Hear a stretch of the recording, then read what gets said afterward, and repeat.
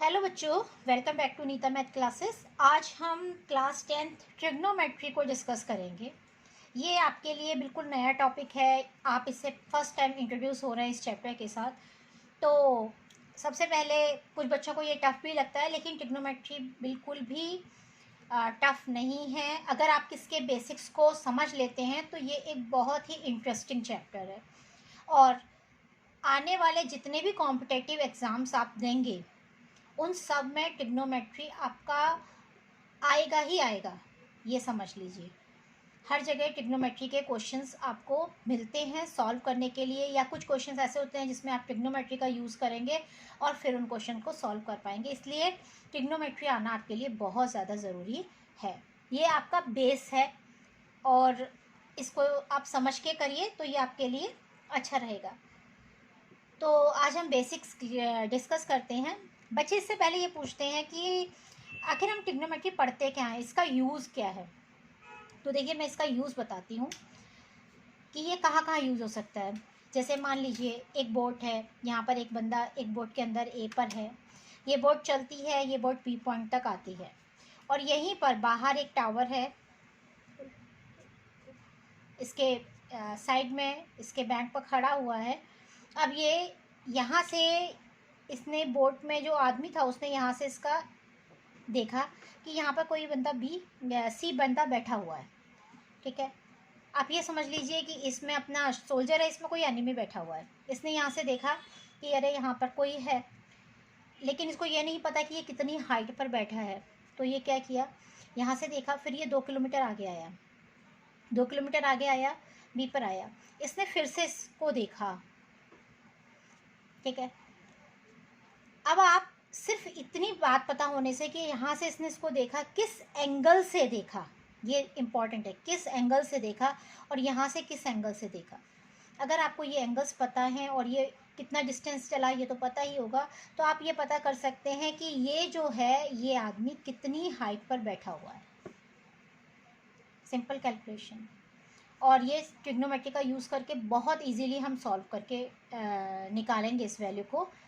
तो उसके लिए सबसे पहले इसके बेसिक्स जानना ज़रूरी है। इसके साथ और भी क्वेश्चंस हैं, जैसे कि मान लीजिए आप अपने घर की छत पर बैठे हैं। ये आपका घर है, इसकी छत पर आप बैठे हैं। यहाँ सामने आपका कोई स्कूल है, इसकी छत पर कुछ एक माना टंकी रखी हुई है, वाटर टैंक जो होता है, और आप यहाँ से इसको टैंक को देखते हैं।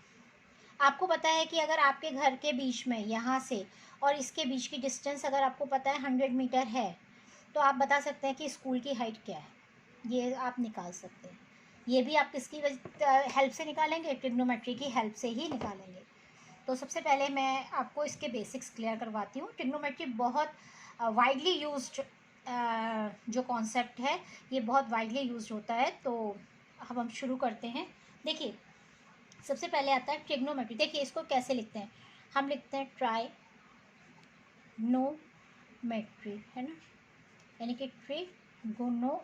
इसको गॉन मतलब वही आपने जब पढ़ा था पॉलीगन, है ना, वही गन। और ये मेट्री। ट्राई मीन्स होता है 3, आपको पता है ट्राई मीन्स होता है 3, और गॉन मीन्स होता है साइड्स। जैसे हमने लिखा था पॉलीगन, यानी कि पॉली में जितनी साइड्स होती हैं। इसी तरीके से मेट्रिक मतलब होता है मेज़र। तो ट्रिग्नोमेट्री है क्या? ट्रिग्नोमेट्री है a relationship between the sides and angles of a triangle. ये होती है ट्रिग्नोमेट्री।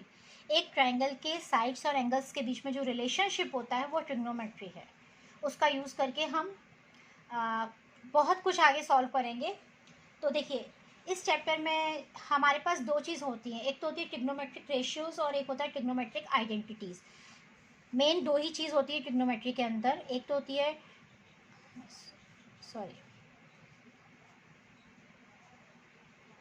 मैट्रिक रेशियोज़ और दूसरी चीज़ होती है ट्रिग्नोमेट्रिक आइडेंटिटीज़।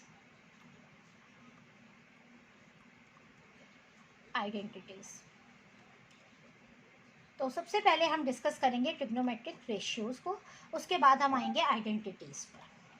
ठीक है, अब देखिए मान लीजिए, हम पहली बात ये बता देती हूँ कि जितने भी रेशियोज निकालते हैं ना, ये सब हम एक्यूट एंगल के ऊपर कैलकुलेट करते हैं। फॉर एग्जांपल, जैसे मैंने ये एग्जांपल दिया था, यहाँ से ये देख रहा है इसको, तो ये एक एक्यूट एंगल है। ए से ये सी को देख रहा है तो ये एक एक्यूट एंगल है। बी से फिर देखा तो ये भी एक एक्यूट एंगल है। आपने अपने घर की छत से अगर इस वाटर टैंक को देखा तो ये भी एक एक्यूट एंगल है। तो जो टिग्नोमेट्रिक रेशियोज़ या आइडेंटिटीज़ जो भी अप्लाई हो रही हैं, ये सारी हमारी फ़िलहाल जितने भी रेशियोज़ हैं हम सारे एक्यूट एंगल्स के लिए कैलकुलेट करेंगे, ये आप ध्यान रखिएगा, ठीक है। ऑब्ट्यूज़ के लिए नहीं करेंगे, एक्यूट के लिए करेंगे। तो देखिए, मान लीजिए ये एक राइट एंगल ट्रायंगल है। आप जानते हैं राइट एंगल ट्रायंगल को पहचानते हैं। मान लीजिए ये एक राइट एंगल ट्रायंगल है ABC। ये यहाँ पर राइट एंगल है, बी पर 90 डिग्री का एंगल बना हुआ है, ठीक है। अब देखिए, जो राइट एंगल ट्रायंगल में ये होता है, इसे कहते हैं हम बेस, इसे कहते हैं हम परपेंडिकुलर, इसे कहते हैं हाइपोटेनस। हाइपोटेनस, ये 3 साइड्स होती हैं। इसको शॉर्ट में हम लिखेंगे B, इसको लिखेंगे P और इसको लिखेंगे H जब हम यूज़ करेंगे अभी। अब हम शुरू करते हैं। देखिए, अगर मैं एंगल C के लिए रेशियोज़ कैलकुलेट करूँगी तो मैं C जिस साइड पर बना है इसे बेस लूँगी। अगर मैं एंगल A के लिए माना कैलकुलेट करती हूँ तो एंगल जिस साइड पर बना है उसे बेस लूँगी, AB को बेस लूँगी। अभी फ़िलहाल मैं एंगल C के लिए आपको बताती हूँ कि C हमारा एक एक्यूट एंगल है ना। तो इसके लिए हमें रेशियोज़ कैसे निकाले जाते हैं, ये निकालने से पहले आप एक चीज़ और समझ लीजिए। ट्रिग्नोमेट्री के अंदर हम 6 नंबर्स या 6 आप कहने चाहिए रेशियोज़ के बारे में डिस्कस करेंगे। वो क्या क्या होते हैं पहले उनको समझ लीजिए। एक होता है साइन, SIN साइन। दूसरा होता है कोसाइन। तीसरा होता है टेंजेंट। चौथा होता है कॉटेंजेंट। उसके बाद आता है कॉटेंजेंट के बाद आता है सेकेंड, SCCANT सेकेंड। उसके बाद आता है कॉसेकेंड, ये देखिए कॉसेकेंड। अब ये इनके फुल नाम हो गए। अब जैसे घर पर आपका फुल नाम माना है, किसी बच्चे का नाम है बद्री प्रसाद, तो क्या मम्मी बद्री प्रसाद बोलेगी? मम्मी पूरे टाइम बोलेंगी बद्री प्रसाद इधर आओ, बद्री प्रसाद उधर जाओ? नहीं बोलेंगी ना। मम्मी क्या बोलेंगी? बद्रू, है ना। या कुछ और शॉर्ट फॉर्म, जैसे माना किसी का नाम त्रिशा है तो मम्मी क्या बोलेगी? त्रिशु, कम हियर, यही बोलेंगी ना। तो उसी तरीके से इनके भी शॉर्ट नेम है, इनके भी निक नेम्स हैं, आप ये समझ लीजिए। तो हम इनके निक नेम्स से इनको बुलाएंगे बार बार, और इनके निक नेम ही यूज़ करेंगे ताकि हमें भी इजी हो जाए और लिखने के लिए भी इजी हो जाए। तो देखिए इनके निक नेम क्या है। साइन का निक नेम साइन ही होता है। कॉस का होता है कॉस, COS, कोसाइन नहीं कॉस। टेंजेंट की जगह हम लिखेंगे टेन। कॉटेंजेंट की जगह हम लिखेंगे कॉट। सेकेंड की जगह हम लिखेंगे सेक। एंड कोसेकेंड की जगह हम लिखेंगे कोसेक। हम ये यूज़ करेंगे। ये 6 नंबर्स हैं ऐसे जो आपको पता होना चाहिए। इसके अंदर सिर्फ सारी ट्रिग्नोमेट्री इन 6 नंबर्स पर ही बेस्ड है, सिर्फ 6 पर। Sign, cos, ten, cot, sec, cosec, ये समझ लीजिए। ये ट्रिग्नोमेट्री के 6 बच्चे हैं, ये साइन, कॉस, टेन, कॉट, सेक और कोसेक, जिसके ऊपर सारा का सारा इसका अंपायर क्या करता है, खड़ा हुआ है। अब हम आगे बढ़ते हैं। देखिए, अब मैं आपको बताती हूँ ट्रिग्नोमेट्रिक रेशियोज़ क्या हैं, कैसे कैलकुलेट करते हैं। देखिए, इसके लिए ना आपको मैं एक बहुत सिंपल सा फॉर्मूला बताती हूँ, उससे आपको समझ में आएगा। देखिए, हम जब इसको निकालना है ट्रिग्नोमेट्रिक रेशियोज़, तो हम इसे कैसे लिखते हैं? देखिए, हम इसे ऐसे लिखते हैं, साइन पहले, कॉस, देन टेन, उसके बाद टेन के नीचे लिख दीजिए कॉट, फिर लिखिए सेक और इधर लिख दीजिए कोसेक। आपको लिखने का तरीका समझ में आ गया। अब मैं एक छोटा सा आपको ना वो सुनाती हूँ। पंडित बद्री प्रसाद हर हर बोले। देखिए, यहाँ लिखती हूँ मैं, समझिएगा। पंडित बद्री प्रसाद क्या आया? हर हर बोले, हर हर बोले। देखिए, P से पंडित, B से बेस, मीन्स पी से परपेंडिकुलर, बी से बेस और एस से हाइपोटेनियस। तो देखिए अगर हमारा साइन आता है तो हम इसी को यूज़ करेंगे। इसको इसी तरीके से लिखे रहने दीजिए, इसके ऊपर ही लिख देते हैं साइन, इसके ऊपर लिख देते हैं कॉस, इसके ऊपर लिख देते हैं टेन, यहाँ लिख देते हैं कॉट, इधर लिखते हैं सेक और इधर लिखते हैं कॉसेक। तो देखिए अभी हमारा आता है sine means P upon H. Sine मतलब क्या हो गया, पी अपॉन एच। कॉस क्या हो गया, बी अपॉन एच। और टेन मतलब क्या हुआ, पी अपॉन बी। आगे आपको समझ में, ये ट्रिग्नोमेट्रिक रेशियो है। Sine means P, P means perpendicular upon hypotenuse, cos means base upon hypotenuse and tan means perpendicular upon base. अब ये तीन तो निकल गए। अब हम देखिए कॉट की बात करते हैं। कॉट क्या होगा, अब पहले तो हमने टेन देखा था तो हमने पी अपॉन बी लिखा था, लेकिन अगर हम कॉट की बात करते हैं तो हम लिखते हैं cot is equal to B upon P. Means cot, जो भी एंगल का हम कॉट निकाल रहे हैं तो क्या हो जाएगा, base upon perpendicular. Sec means क्या हो जाएगा, hypotenuse upon base, H upon B and cosec means क्या हो जाएगा, एच अपॉन पी। इतना आपको समझ में आया। अब देखिए जैसे ये है ना, अब हम ये जो हमारा ट्रायंगल मैंने ड्रॉ किया था, इसमें अगर मैं निकालती हूँ साइन ऑफ एंगल सी, देखिए साइन ऑफ एंगल सी निकालती हूँ, इस सी एंगल का साइन निकालती हूँ। सी मीन्स क्या होता है, देखिए साइन मीन्स क्या होता है, पी अपॉन एच। हमने अभी पढ़ा P upon H. P means this side upon this side, तो साइन ऑफ एंगल सी क्या होगा, पी अपॉन एच। पी की वैल्यू कितनी है, देखिए पी की वैल्यू कितनी है, ए बी है ना, ए बी अपॉन एच कितना है, ए सी, ए सी। तो sine is equal to, sine of angle C क्या हो गया, ए बी अपॉन ए सी। अभी मैं आपको सारे एंगल्स समझाती हूँ इसी फॉर्मूले पर। देखिए वही फिर से मैं ड्रॉ करती हूँ। मान लीजिए ये ट्रायंगल है, ये है ए, ये है बी, ये है सी, यहाँ 90 डिग्री है, ठीक है। अब देखिए अभी मैंने बताया था पंडित बद्री प्रसाद, उसको दोबारा से लिख लेते हैं। तो sine is equal to sine cos 10, और यहाँ पे लिखिएगा कॉट, 10 के नीचे कॉट, और कॉस के नीचे लिखिएगा सेक, और साइन के नीचे लिखिएगा कॉसेक। बस इसको लिखने का ध्यान रखिएगा, अगर आपने ठीक लिखा है तो आपकी सारी वैल्यूज ठीक आएंगी। फिर क्या लिखेंगे, पंडित बद्री प्रसाद हर हर बोले, ठीक है। अब देखिए अगर मैं निकालती हूँ, इस एंगल की बात करती हूँ, मैंने अभी करके दिखाया था वैसे तो आपको। साइन ऑफ एंगल सी क्या हो जाएगा, साइन ऑफ एंगल सी क्या हो गया, P upon H, P upon H. P क्या है, परपेंडिकुलर है ना, ये बेस होता है और ये हाइपोटेनियस होता है, यानी कि ए बी अपॉन ए सी। आ गया। अब हम निकालते हैं cos, cos of angle C. देखिए मैं जो लिख रही हूँ ना साइन ऑफ एंगल सी, आपको यहाँ पे कोई ना कोई वैल्यू दी होगी। मान लीजिए ये एंगल थीटा है, इसमें जनरली हम लोग यूज़ करते हैं एंगल थीटा, गामा, बीटा, जो भी उसने दिया होता है, यही जनरली एंगल्स हम यूज़ करते हैं। तो हम साइन ऑफ एंगल सी को ना साइन थीटा भी लिख सकते हैं, sine theta is equal to ये वैल्यू आई।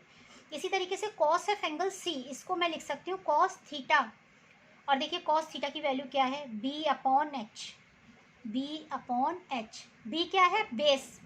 अब बेस कितना है, B C upon A C. I hope ये क्लियर हो गया होगा। अब हम आते हैं टेन पर।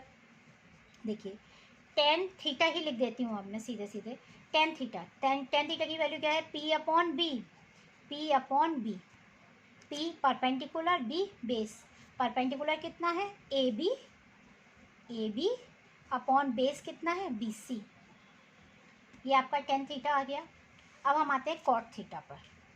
कॉट थीटा, कॉट थीटा क्या है, बी अपॉन पी।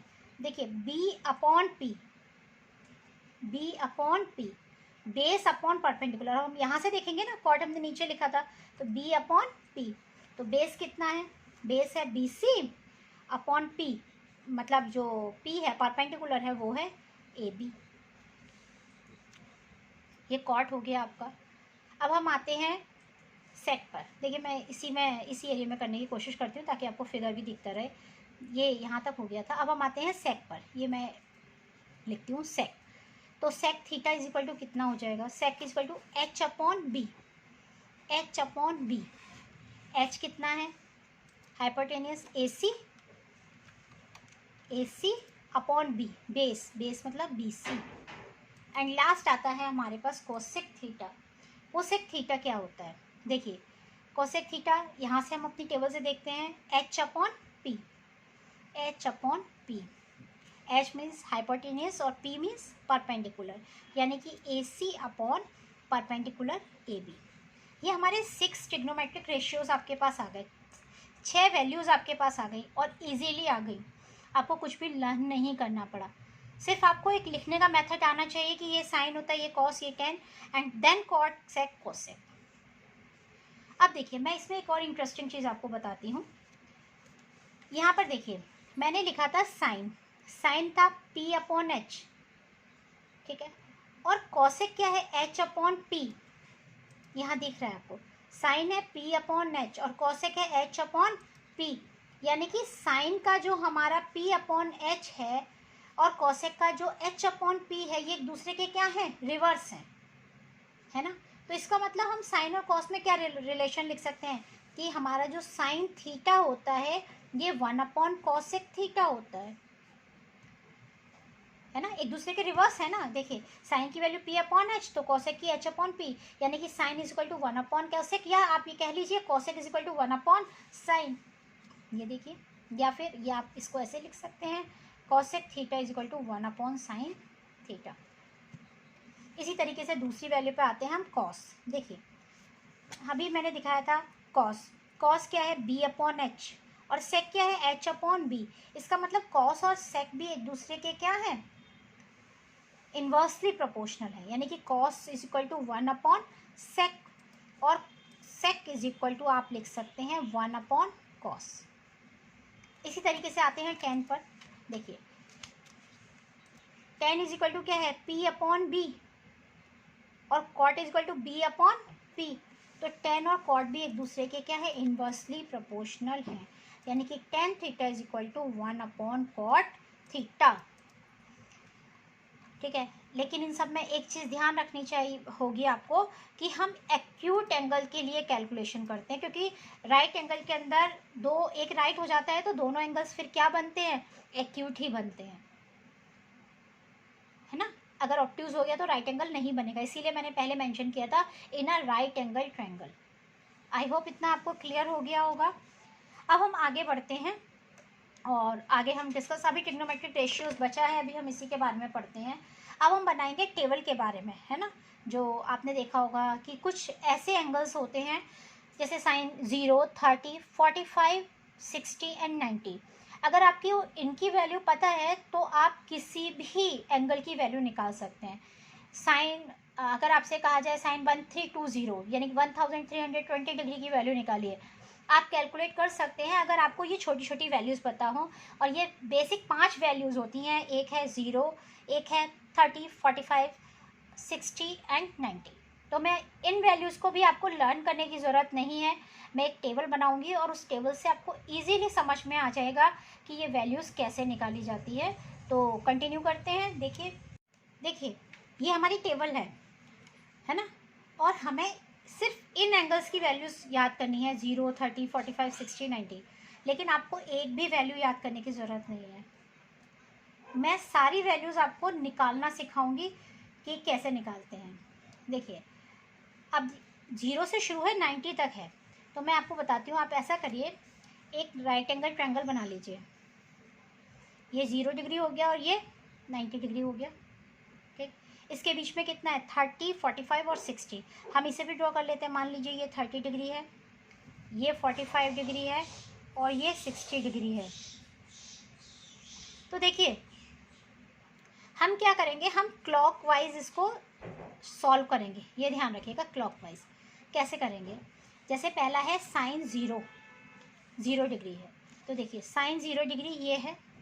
अब इसके नीचे कोई लाइन है नहीं बची ना, कोई लाइन, 0 पर हमारी लास्ट लाइन थी, तो हम लिखेंगे सबसे पहले अंडर रूट, जो नंबर नीचे लाइन होती हैं, तो ज़ीरो के ऊपर कोई लाइन, सॉरी ज़ीरो के नीचे कोई लाइन बची या नहीं बची, तो इसका मतलब अंडर रूट जीरो, ज़ीरो का अंडर रूट मतलब ज़ीरो ही हो गया। अपॉन लिखते हैं हम टू, हमेशा लिखेंगे टू, तो ज़ीरो अपॉन टू ज़ीरो, तो यानी कि साइन जीरो की वैल्यू कितनी आ गई हमारी, ज़ीरो। अब आते हैं 30, दूसरा है साइन 30। देखिए ये है 30, 30 के नीचे कितनी लाइन है, एक लाइन है हमारे पास, तो हम लिखेंगे under root of 1 upon two. Under root of 1 क्या होता है, 1, 1 अपॉन टू, तो 30 की वैल्यू कितनी आ गई, 1 अपॉन टू। अब आते हैं 45। देखिए 45 के नीचे कितनी लाइन है, 1 और 2, दो लाइन है ना, तो क्या लिखेंगे under root of 2 upon two. Under root of 2 upon two को सॉल्व करेंगे, तो इसे सॉल्व कैसे करते हैं, देखिए ऐसे अंडर रूट 2, और 2 का मतलब क्या होता है, under root 2 into under root 2, ये कैंसिल हो गया, क्या बचा, 1 अपॉन अंडर रूट 2, तो ये हमारी आ जाएगी साइन 45 की वैल्यू 1 अपॉन अंडर रूट 2। अब आते हैं साइन 60 पर।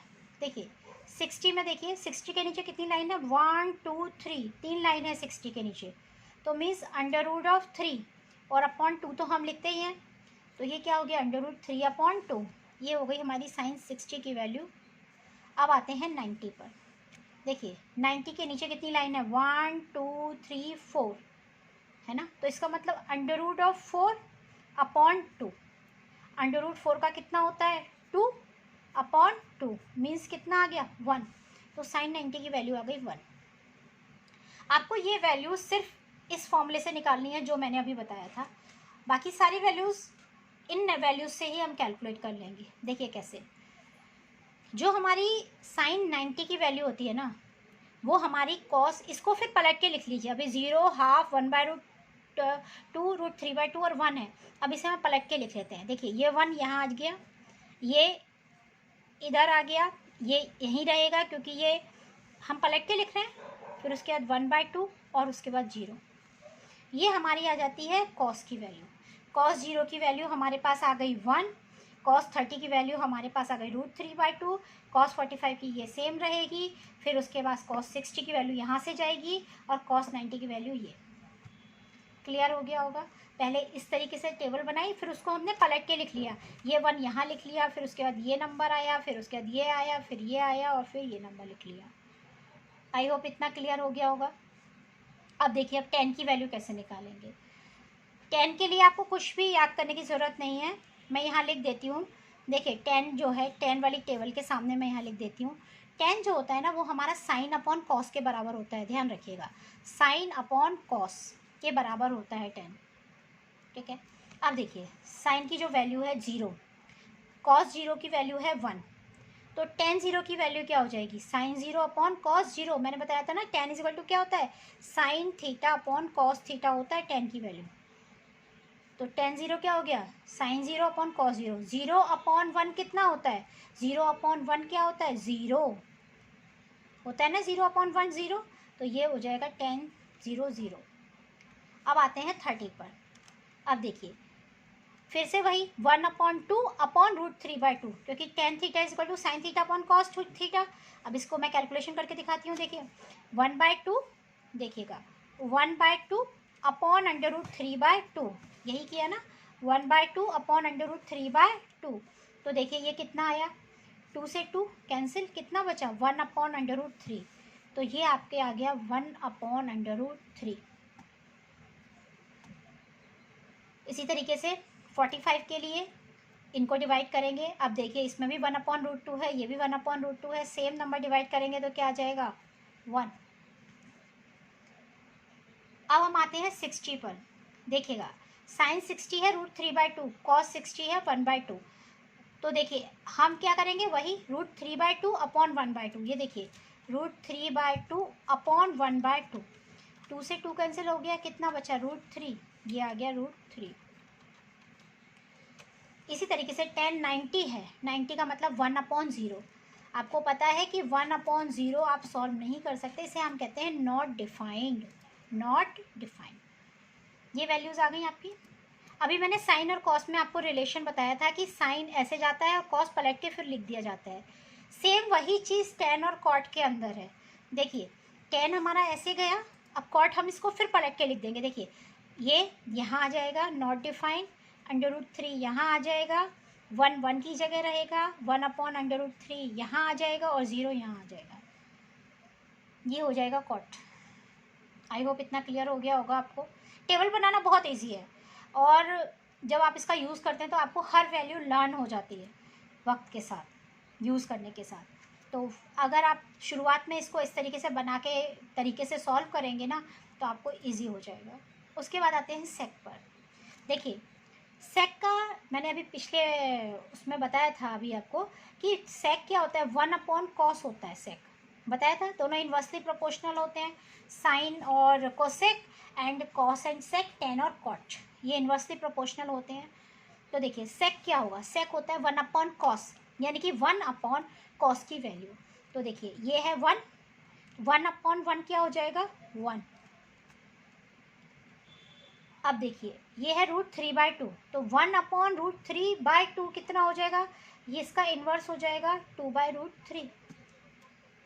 इसी तरीके से देखिए cos 45 1/√2, तो sec 45 क्या हो जाएगा 1/1/√2 मीन्स √2। समझ में आ रहा है ना, 1/, देखिए 1/1/√2 क्या हो जाएगा √2 × 1/1 √2, ठीक है। अब देखिए इसी तरीके से यहाँ पर आ जाइए, cos 60 1/2 है, तो sec 60 क्या हो जाएगा 2/1, 2 हो जाएगा। इसी तरीके से ये हमारा cos 90 है 0, तो sec 90 क्या हो जाएगा बताइए 1/0, 1/0 मीन्स क्या हो जाता है नॉट डिफाइंड। अब फिर से देखिए हमने साइन और कॉस एक दूसरे के इन्वर्सली प्रोपोर्शनल थे, tan और cot एक दूसरे के थे, और sec और cosec भी आएंगे। किस तरीके से आएंगे, ये इन्वर्सली प्रोपोर्शनल तो साइन कॉसेक होता है, इसमें लिखने के लिए बता रही हूँ कि इसका जो रूट जाता है साइन और कॉस, साइन इस तरीके से जाता है, कॉस इस तरीके से फिर लिख देते हैं, tan ऐसे जाता है, कॉट को फिर पलट के लिख देते हैं, सेक इस तरीके से जाएगा, फिर कॉसेक को फिर इसे पलट के लिख देंगे, means not defined, then 2, then √2, then 2/√3 and then 1। तो ये आपकी टेबल कंप्लीट हुई। आई होप ये आपको बनाना इजीली बनानी आ गई होगी, है ना। अब इसके बाद एक टॉपिक और बचता है कि trigonometric ratios on for complementary angles, है ना। कॉम्प्लीमेंट्री एंगल्स के लिए भी ट्रिग्नोमेट्रिक रेशियोज होते हैं। उसके बाद आती है आइडेंटिटीज़। मैंने आपको बताया था 2 ही टॉपिक मेन हैं, एक है रेशियोज़ और एक है आइडेंटिटी।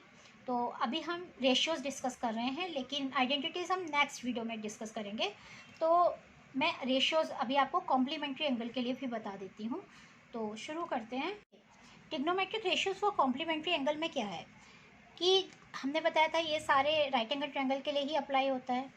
ये राइट एंगल ट्रायंगल है, ये 90 डिग्री का हो गया एंगल, ये मान लीजिए ए है, ये बी है और ये सी है।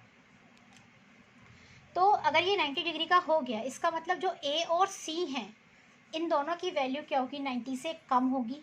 इन दोनों का सम 90 होगा, इसका मतलब हर एक एंगल 90 से कम होगा, है ना। अगर 2 एंगल का सम 90 है तो इसका मतलब हर एंगल 90 से कम होगा।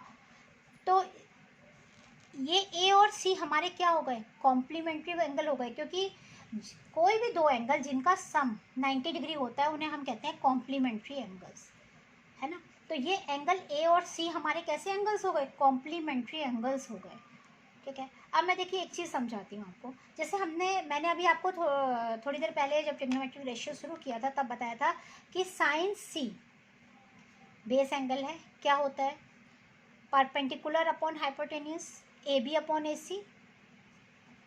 पंडित बद्री प्रसाद वाले एग्जाम्पल से मैंने बताया था आपको, है ना, sine C A B upon A C.